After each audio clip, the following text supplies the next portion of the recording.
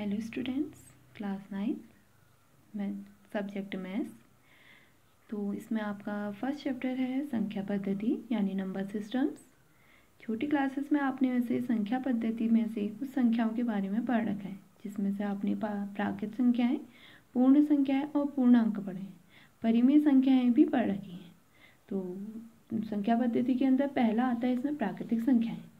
प्राकृतिक संख्याएं कौन संख्याएं होती हैं? आपने जब भी जब हम शुरुआत करते हैं गणित पढ़ने की छोटे क्लासेस में, तो हमें सिखाया जाता है नंबर यानी काउंटिंग 1 2 3 4 5 6।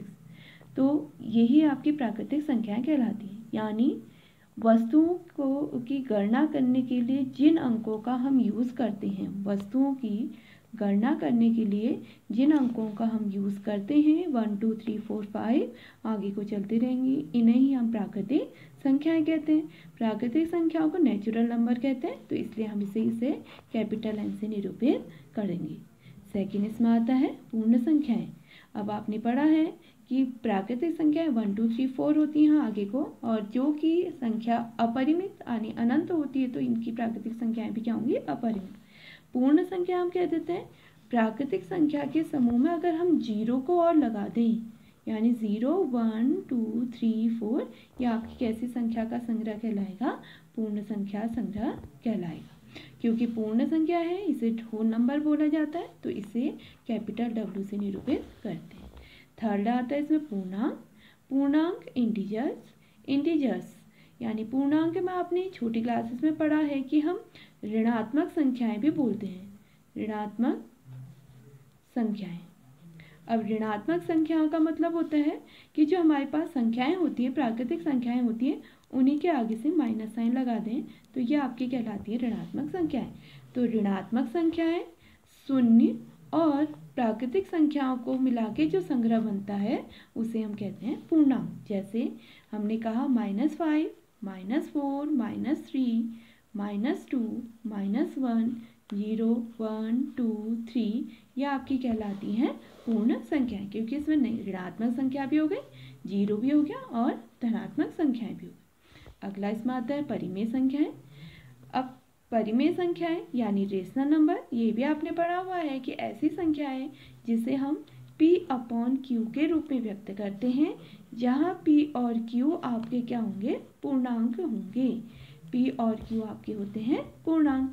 P और Q पूर्णांक का मतलब अभी परिभाषा बताई थी, ऐसी संख्याओं का संग्रह जो ऋणात्मक संख्याओं, धनात्मक संख्याओं, जीरो से मिलकर बनती हैं। तो ये इन P और Q का मान, इन्हीं में से कोई ना कोई संख्याएं होंगी, और साथ ही साथ इसमें कंडीशन होती है, जो हर होता है यानी Q, वो कभी भी जीरो के बराबर नहीं होगा। P जीरो हो सकता है, लेकिन Q जीरो कभी भी इक्वल जीरो के इक्वल नहीं होगा। ऐसी अपरिमेय संख्या है।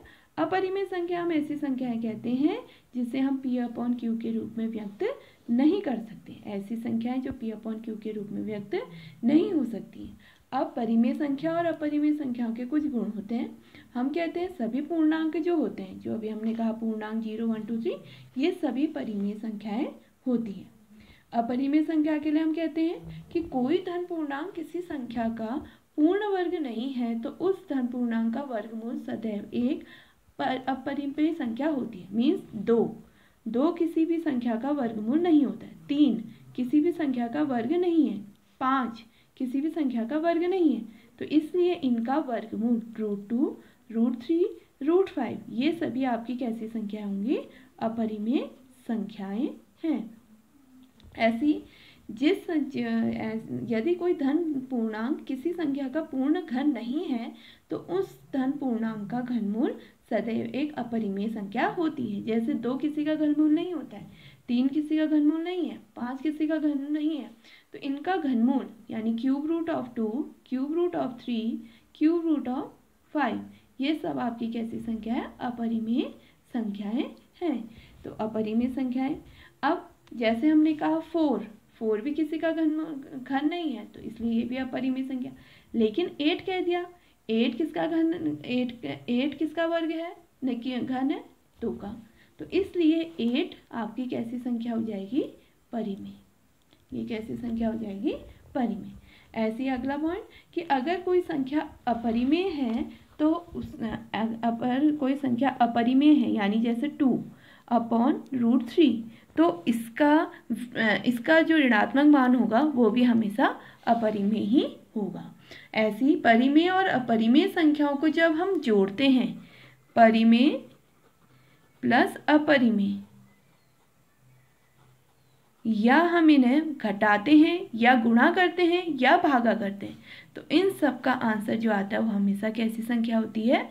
अपरिमेय संख्या होती है। जैसे एग्जाम्पल 2 परिमेय संख्या प्लस √2 अपरिमेय संख्या, तो हम इसे परिमेय संख्या ना कहते हुए कैसी संख्या कह देंगे? अपरिमेय संख्या कहेंगे। फिर ऐसी अगला गुण आता है कि 2 अपरिमेय संख्याएं जैसे √3 और मैं √3, दूसरी भी 2 अपरिमेय संख्या हमने ले ली, इसको घटाइए कैसी आई? परिमेय आ गई। तो इससे क्या निष्कर्ष निकलता है? जैसे 7√2 अपॉन 3√2 है, तो 3√2 कैंसिल, बचा 7/3, तो कैसी हो गई? परिमेय।